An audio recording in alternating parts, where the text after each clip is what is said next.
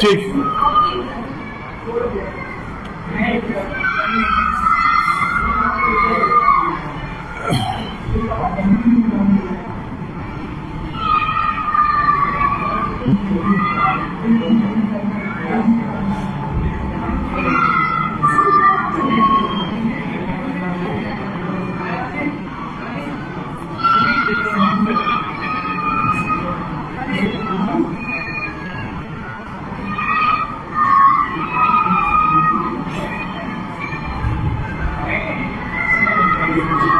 ठीक है।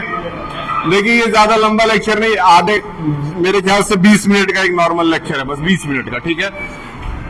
20 मिनट का एक नॉर्मल लेक्चर है जिसमें सिर्फ फॉर्मूला डिस्कस करेंगे, कुछ पुरानी यादें जो कि क्लास 8th में भी पढ़ाई गई थी वो सारी चीजें हम लोग रिपीट कर लेंगे, कोर्स समय पे कंप्लीट कर देंगे, फिर दोबारा चैप्टर 1 से पढ़ाना स्टार्ट कर देंगे, ठीक है।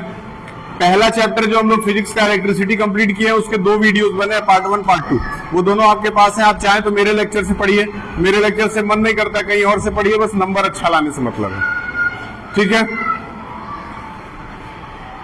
ठीक, चलिए सबसे पहले ये चैप्टर जब स्टार्ट होता है तो हम इसमें सिर्फ सॉलिड शेप्स के बारे में बात करते हैं।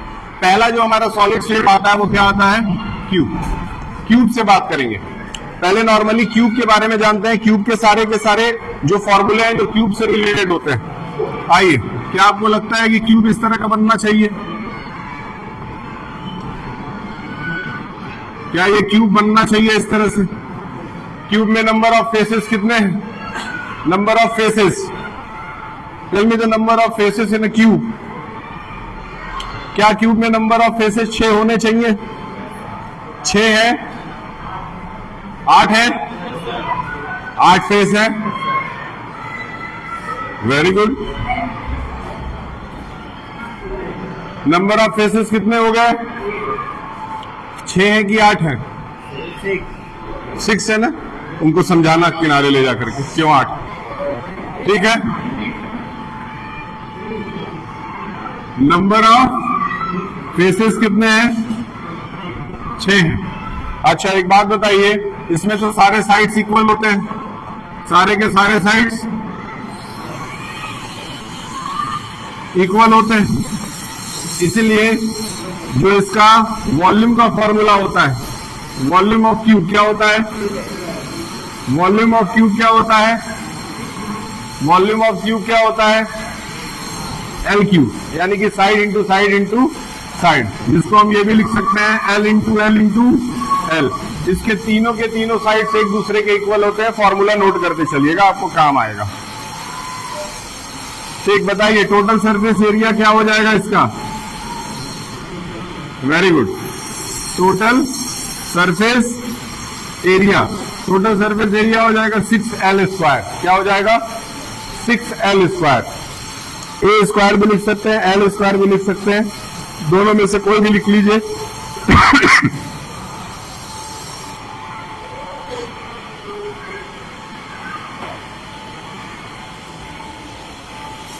ठीक है, टोटल सरफेस एरिया हो गया 6L स्क्वायर। अब इसके बाद आगे बढ़ते हैं। एक और फॉर्मूला जो इसमें बहुत ज्यादा इंपॉर्टेंट हो सकता है वो है lateral surface area. Lateral surface area को हम कहते हैं एरिया ऑफ द 4 वॉल। क्या कहते हैं? एरिया ऑफ द, मतलब घर के 4 दीवालों का एरिया अगर निकालना हो एक कमरे के, तो क्या हो जाएगा? Lateral surface area. Lateral surface, lateral surface area हो जाएगा 4L स्क्वायर। कोई प्रॉब्लम वाली बात? ठीक है। अब इसमें एक फॉर्मूला और आता है, वो होता है लेंथ ऑफ डायगोनल। क्या होता है? लेंथ ऑफ डायगोनल का मतलब क्या हुआ? उस कोने से लेकर के इस कोने की लंबाई, उस कोने से इस कोने की लंबाई। समझ में आ रहा है? तो लेंथ ऑफ डायगोनल का कोई फॉर्मूला बता सकता है इसमें? कौन बता सकता है?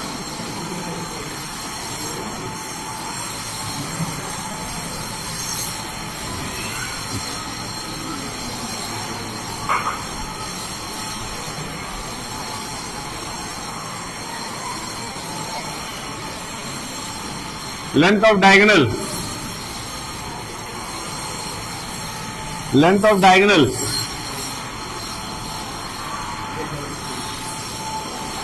लेंथ ऑफ डायगोनल होता है √2L। क्या होता है, याद रखिए, लेंथ ऑफ डायगोनल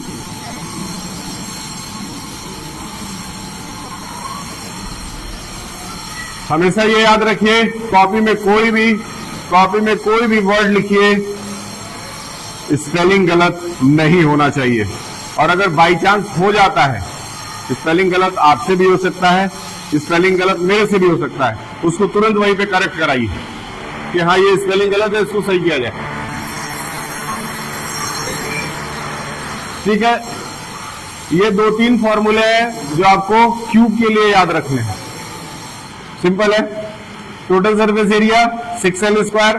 फॉर्मूला भी सुना दो, 2 मिनट का काम है। फॉर्मूला भी सुना दो,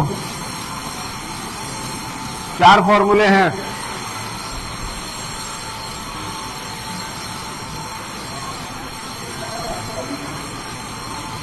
याद हो गया?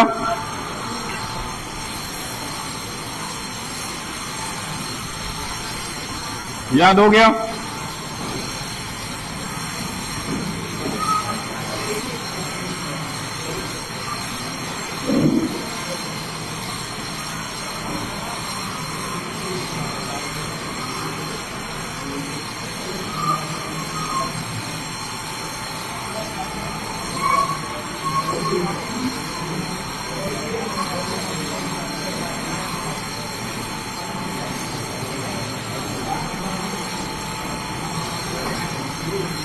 हेलो हेलो, हाँ जी बताएं। हाँ, स्कूल से ही बात कर रहे हैं, रवि सर नहीं बोल रहे हैं, दूसरे वाले सर बोल रहे हैं, बताइए।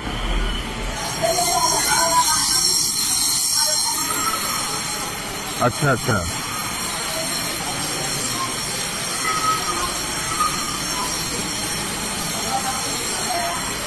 ये बताइए, आपके पास कोई एक और नंबर है स्कूल का, रवि दी का? नहीं है। अभी आप कहाँ पे हैं? स्कूल में हैं? अच्छा, आप घर आ गई हैं। अच्छा, वो 10th वाले बच्चे की माँ है क्या आप? अच्छा ठीक है, वो प्रॉब्लम जो भी है ना उसको करा दे रहे हैं, बात करके अभी फोन करवा दे रहे हैं आपको। ठीक,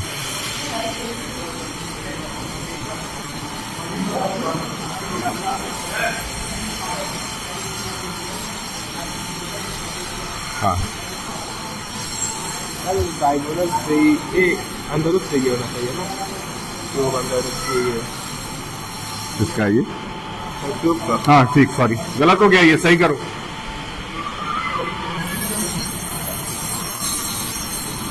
डायगोनल ऑफ द क्यूब हो जाएगा √3L। कोई दिक्कत है? थोड़ा और पहले ही बता दिए रहते।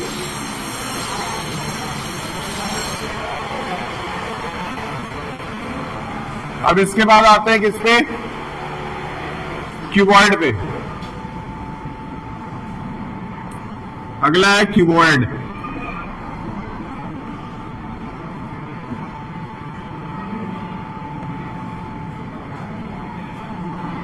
चलिए, सबसे पहला फॉर्मूला क्या होगा?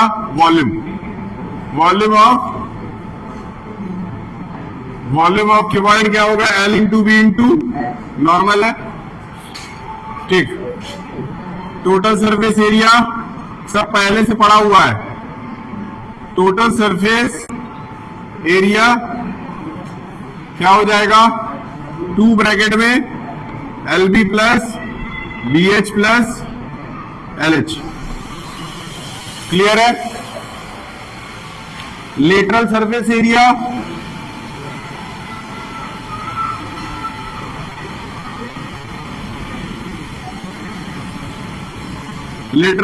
एरिया क्या हो जाएगा? 2 ब्रैकेट में, ठीक है, 2 ब्रैकेट में L plus B into H। ये लेटरल सरफेस एरिया है।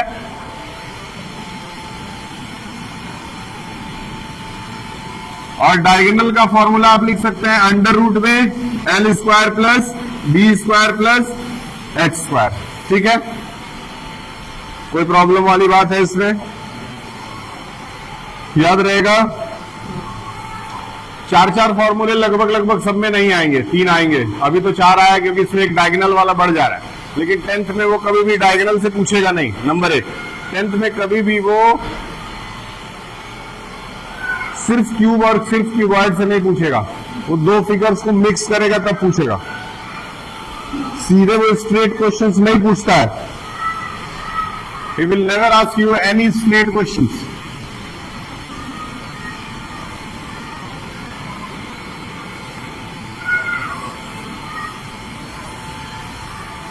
ठीक है, अब इसके बाद चलते हैं सिलेंडर पे।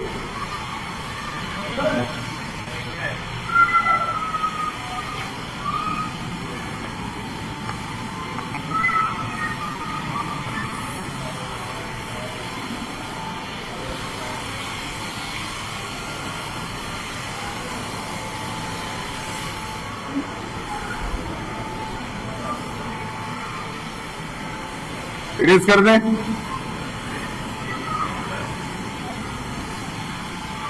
ठीक, cylinder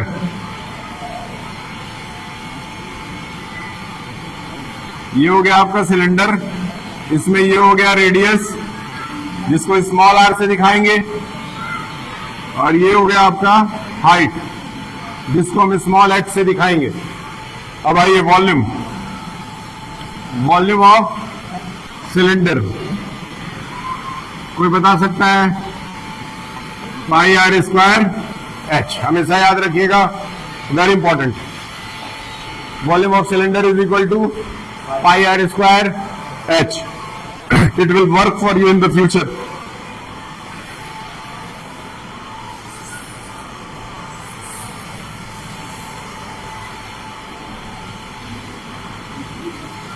Now after this,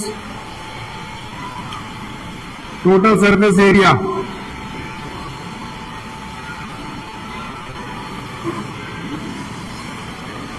total surface area 2 pi R bracket में आर प्लस, वेरी इंपॉर्टेंट। ठीक है, फिर आता है लेटरल सरफेस एरिया। लेटरल नहीं, इसको कर्व्ड बोलिए। Curved surface area 2 pi R H, सिर्फ 2 पाई आर एच। ठीक है, बेसिकली इसमें आप ये 3 फॉर्मूला याद रखते हैं तो ठीक है। एक आता है volume of material. Volume of material use to make a cylinder. एक सिलेंडर को बनाने के लिए कितना वॉल्यूम ऑफ मटेरियल यूज किया जा रहा है, उसके लिए ये फिगर समझना जरूरी है। मान लेते हैं कि ये आपके बाहर का पार्ट है,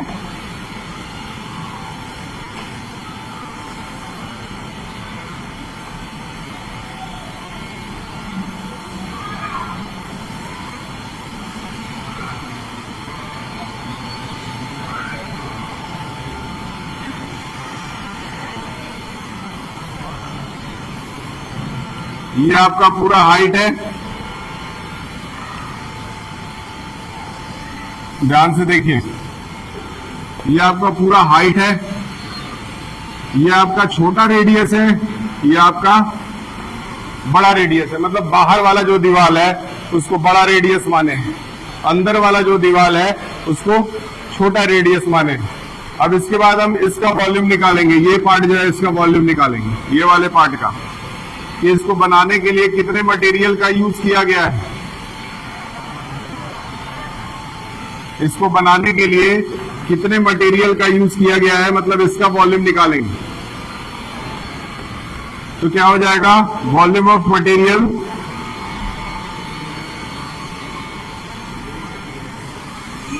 volume of material use is equal to, formula यही वाला रखेंगे, पाई ब्रैकेट में बड़ा आर स्क्वायर माइनस छोटा आर स्क्वायर इंटू एच।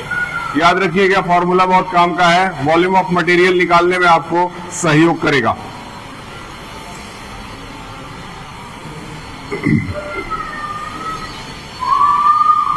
याद रहेगा। सिलेंडर के बाद आगे बढ़ते हैं कोन पे। बारी है कोन की। कोन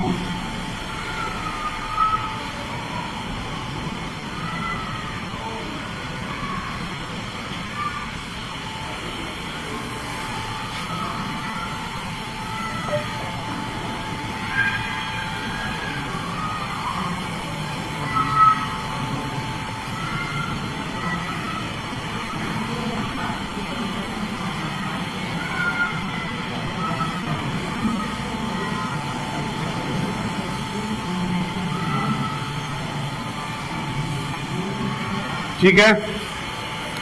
कोन में ये आपका हाइट है, ये आपका रेडियस है और ये आपका स्लैंट हाइट है। तो दो तरह के इसमें हाइट होते हैं, एक जो ये वाला हाइट हो गया स्ट्रेट वाला परपेंडिकुलर हाइट, उसको h से डिनोट करेंगे। ये आपका स्लैंट हाइट है जिसको हम L से डिनोट करेंगे।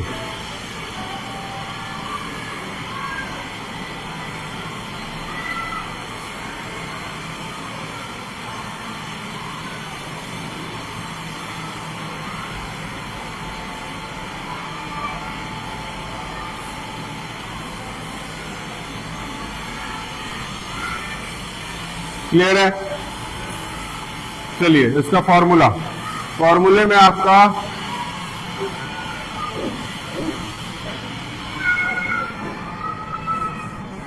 सबसे पहले वॉल्यूम कौन बता सकता है कोन का? Volume of cone is equal to 1/3 pi R square H. याद रखिए, very important, 1/3 pi R square H, याद रहेगा।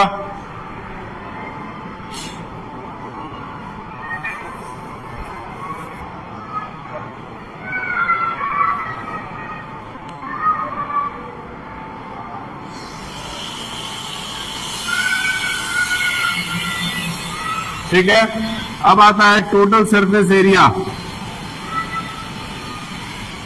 टोटल सरफेस एरिया हो जाता है पाई आर ब्रैकेट में R plus L. Pi R bracket में आर प्लस एल क्या हो जाता है? Total surface area pi R bracket में आर प्लस एल। लेकिन यहां से एक सवाल ये पैदा होता है कि जब आप इसको निकाल रहे हैं तो इसमें एल की वैल्यू भी आपके पास होनी चाहिए। इसलिए आप एल के लिए एक फॉर्मूला बनाएंगे इस ट्रायंगल के हेल्प से। यहां 90 डिग्री है, ये एच है, यहाँ पे आर है। एल का फॉर्मूला क्या हो जाएगा? क्योंकि एल यहाँ पे हाइपोटेनस है तो L is equal to root में R square plus H square. ये हमेशा साथ में लेके चलेंगे।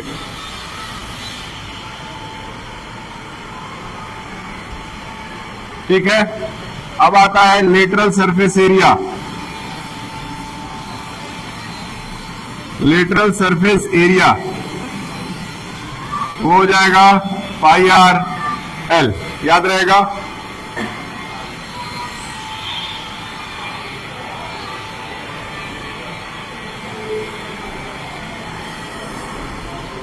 याद रहेगा। ये कोन का है। कोन के बाद अब आता है हेमिस्फीयर।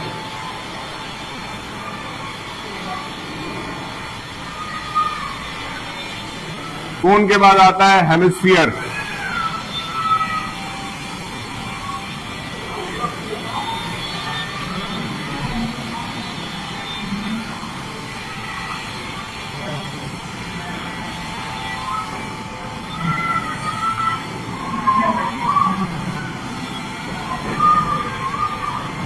हेमिस्फीयर में ये भी आर है और ये भी आर है। सबसे सिंपल फिगर है hemisphere.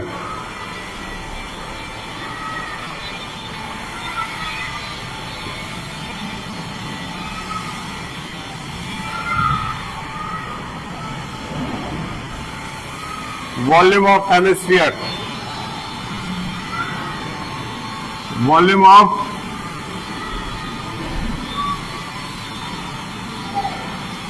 Volume of hemisphere 2/3 pi R cube.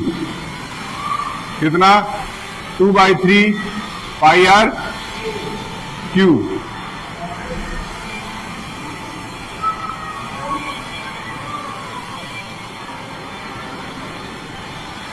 फिर आता है total surface area.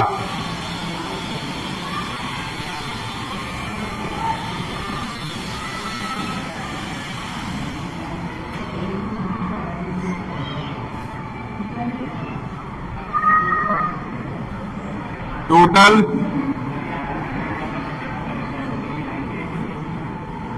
Surface area हो जाता है 3 pi R square, very important. Total surface area 3 pi R square. तो बताइए कर्व सरफेस एरिया क्या होना चाहिए? कर्व सरफेस एरिया क्या होना चाहिए? उसमें से पाई आर स्क्वायर घट जाएगा, 2 pi R square, very good. कितना हो जाएगा?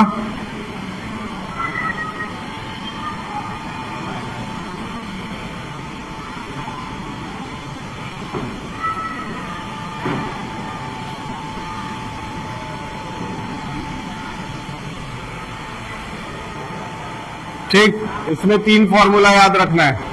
अब इसके बाद चलेंगे आगे। आगे हमारा लास्ट जो कि स्फीयर है। स्फीयर, इसी डायग्राम को पूरा कर देंगे। मतलब ये हो गया आपका स्फीयर। इसमें एक नीचे आर और बढ़ जाएगा।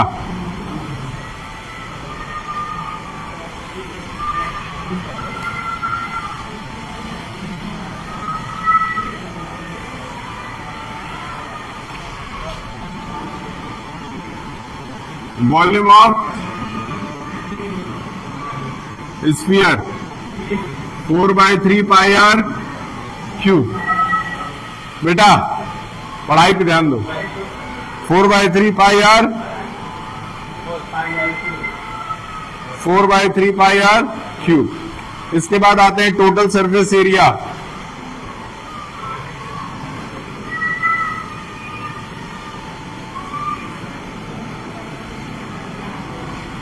टोटल सरफेस एरिया क्या लगता है? टोटल सरफेस एरिया क्या होना चाहिए?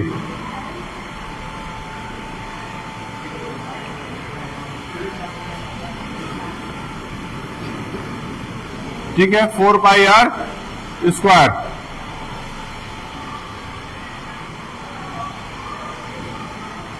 Four pi R square. अगर इसका वॉल्यूम और अगर इसका टोटल सरफेस एरिया का फॉर्मूला पता है तो इसका टोटल और कर्व दोनों एक ही होता है। इसलिए इसके लिए अलग से आपको कोई कर्व सरफेस एरिया का फॉर्मूला लगाना जरूरी नहीं है। ठीक, इसमें ये 2 चीजें आपको ध्यान में रखनी है।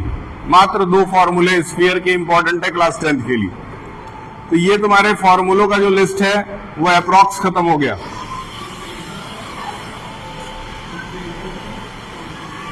ठीक, इसके बाद एक और टॉपिक है इसमें फ्रस्टम, लेकिन फ्रस्टम क्योंकि सीबीएसई डिलीट कर दिया है तो इसीलिए फ्रस्टम की जरूरत आपको नहीं है। ठीक है, ये लेक्चर यहीं पर रोक देते हैं।